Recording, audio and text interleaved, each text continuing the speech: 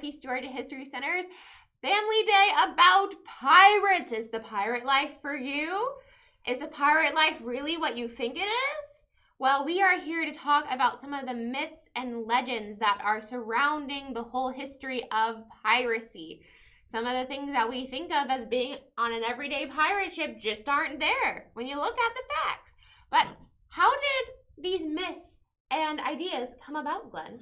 Because apparently pirates are fun. You see, from the very beginning in the golden age of piracy, there was a romance about them. And this was propelled forward by the first printed work on this, Captain Johnson's History of the Pirates.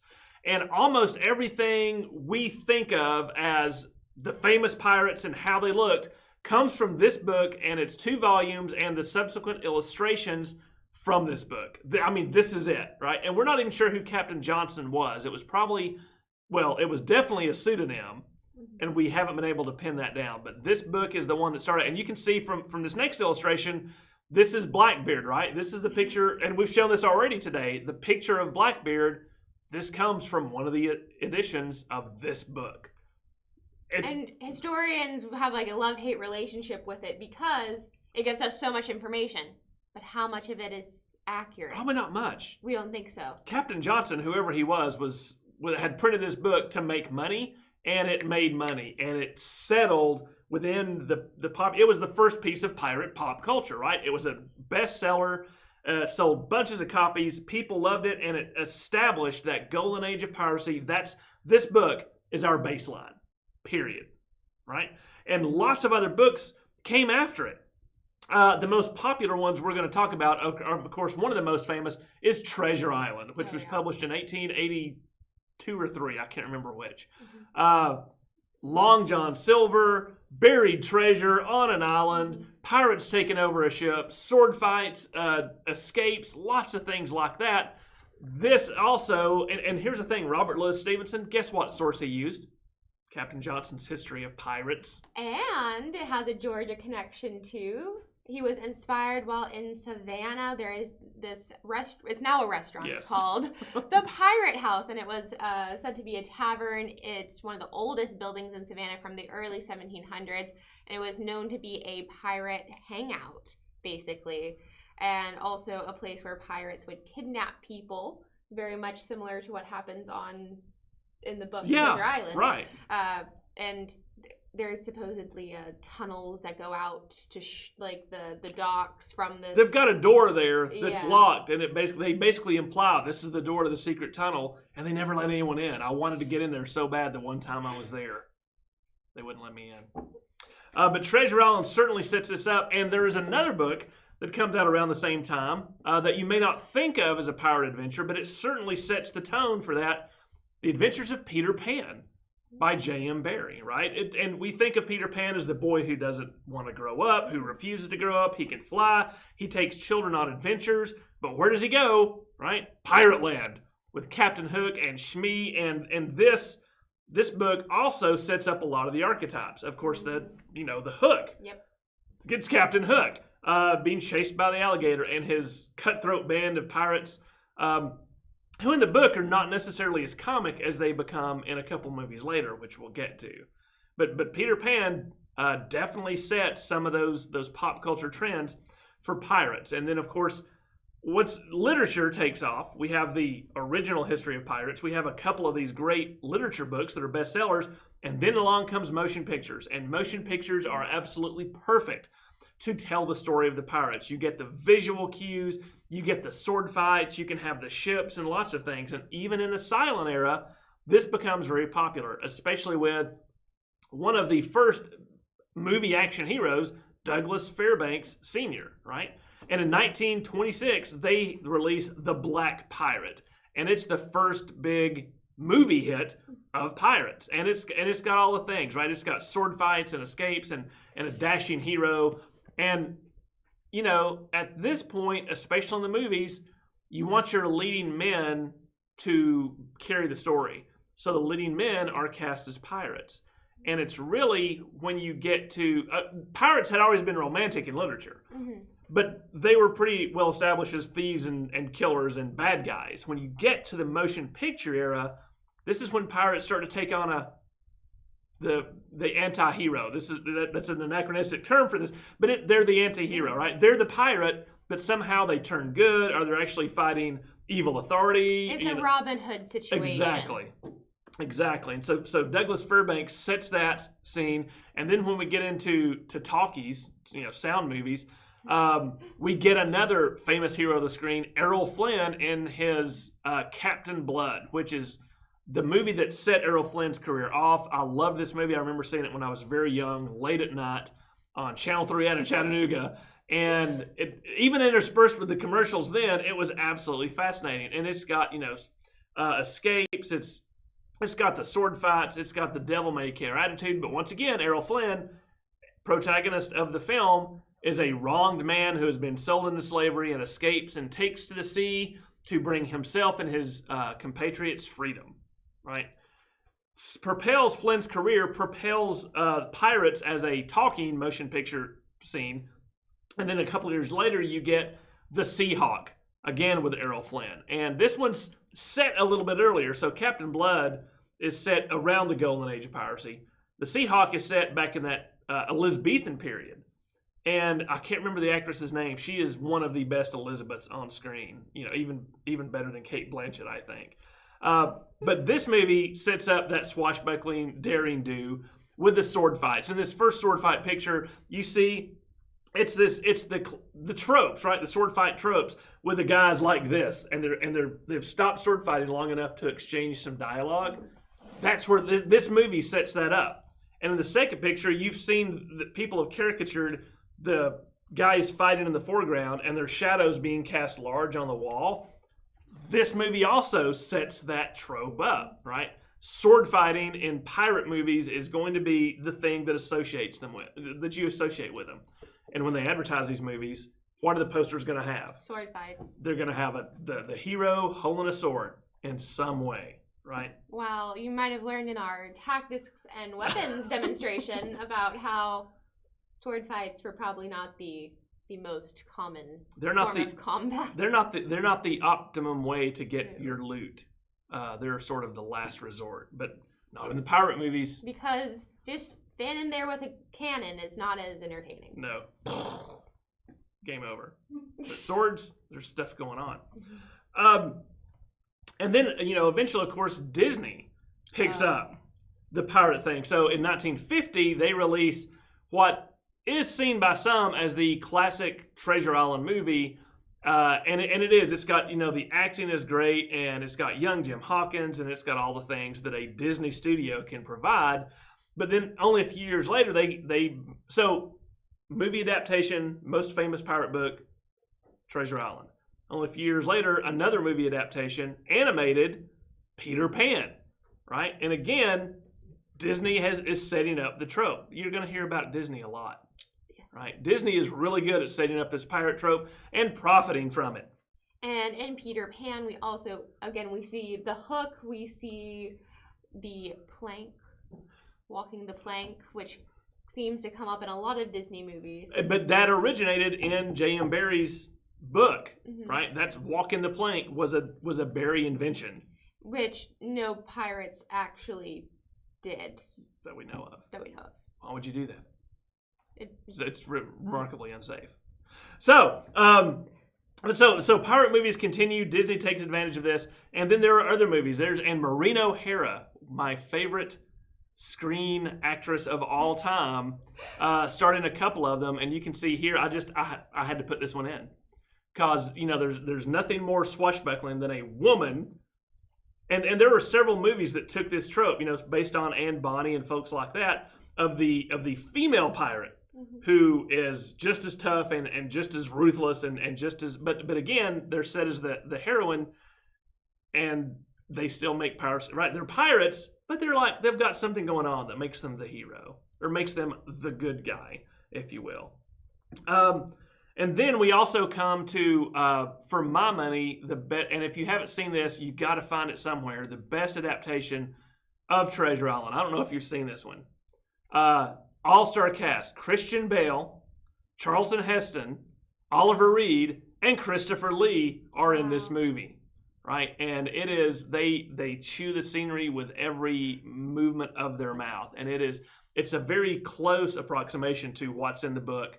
It's got a good budget, production and quality is awesome, and the acting in it is absolutely phenomenal. I mean, it's Charlton Heston as Long John Silver, Moses as Long John Silver, right? It doesn't get any better than that. And that, even though that movie wasn't that popular, it spawned a lot of other pirate movies, moving into the 90s. And one of them is Cutthroat Island with Gina Davis. And even though this was a huge production and had a huge budget, it bombed at the box office. It bombed. It's a visual, spectacular treat, but the plot is so bad. It's got Matthew Modine in it too, by the way. But Gina Davis is sort of the pirate queen again, and she goes on an adventure. But unfortunately, this movie actually killed her career. She was riding high. She'd had a league of their own and things like that, and this movie took her down. And then, before we get to the heyday of what we now, when you Google, pirate movies now, the whole list is Pirates of the Caribbean. But there was one movie that outshines all the rest. And I think you know what that is. It's Muppet Treasure Island with Tim Curry and Kermit the Frog and Miss Piggy, and the entire crew are there. And, it's one of those classic Henson productions where they're actually doing a good job of telling the story according to the book. They've got Gonzo as as sort of the intermediary between the audience and the action going on. It is such a good movie. And again, if you have to go back and watch any of these that you haven't seen, Muppet Treasure Island is the one. And all these movies and all these tropes have inspired lots of people to go out and be pirates. And, I've got some great friends and I've done it before. The Renaissance Festival is the place to go dress like a pirate, right? There are lots of pirates at Renaissance festivals. Why is someone dressed sort of from the early 1700s in a place where it's the 1500s? Who cares? It's the Renaissance Festival, right? It's fun. And there are tons of, especially you go down, the further you go into the Caribbean and get close to that area, towns will have pirate festivals, and they are huge sellouts, and there are people in costume, and it's all the things, right? And so entire entertainment and tourism industries are built around these sea criminals. There's a whole putt-putt chain about Blackbeard, and you go and you play putt-putt on his pirate ship, right, and around, and it's all themed piratey, and usually they're near beaches and such and other tourist attractions, but a lot of it, restaurants are themed with pirates. Long John Silver's, right? it's the fish place. Yes. It's named for him, and it's got all the decor. And so to capitalize on this too, in addition to the movies that Disney had done, they created an attraction at Disney World, Pirates of the Caribbean, and you go through, and it's animatronic, and it's as the kids say nowadays, part of it is problematic because they treat women poorly. They're pirates, right? They do that, but that ride and Disney's savvy for what fits into pop culture has given us what today is probably the most recognizable and popular pirate of all time. Jack Sparrow.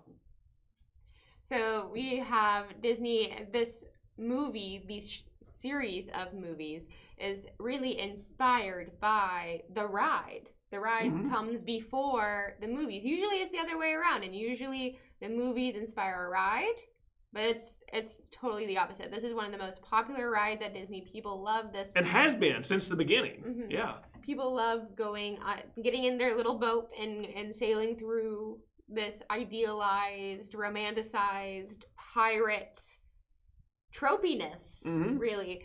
And going through and seeing all these pirate tropes, and then Disney was like, you know what? This ride is so popular, let's make movies based off of it.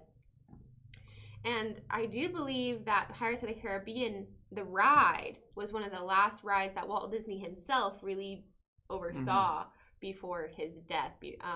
So it has hints of the actual Walt Disney ideas. So they take that ride and make movies off of it, which then explode gives us a lot of our now modern popular ideas about pirates that they are a little silly. Just kind of are out there doing their thing. Really want treasure. They like rum. Also like the ladies. The ladies like the rum. Right? So you have these new set of modern pirate tropes that are built on all of the rest of the pirate tropes. Of course, Pirates of the Caribbean, they continue on with some other tropes such as walking the plank. I think like at least once a movie. They've got them all. Yeah, people get threatened to walk the plank. You also have the furthering of that you can't breathe while wearing stays and then you might fall off a cliff. Yes. Which perpetuates that trope, right. Which is different. And Marie's historical fashion tangent. But you have Jack Sparrow going around. You also have mermaids and zombies and they make it magic, right? Yes. They're blending not just the historical pirate stuff, but actual like sea lore into the entire thing with krakens and Davy Jones and ghost ships and magical talismans and it's cursed treasure. Yeah. And this is the genius of Disney. They create an epic storyline.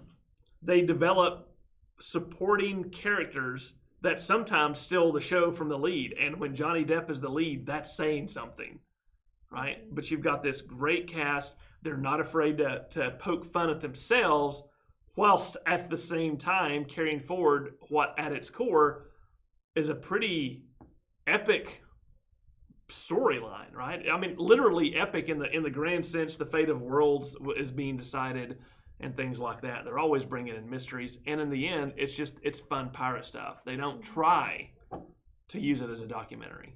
Not at all. There's sea creatures and mermaids, and I think they do. There's no sea creatures. There are sea creatures. Like in real life, though. Oh no, I'm sorry. I don't believe you. Okay, we'll go on our own adventure. I'm gonna go look in just a second.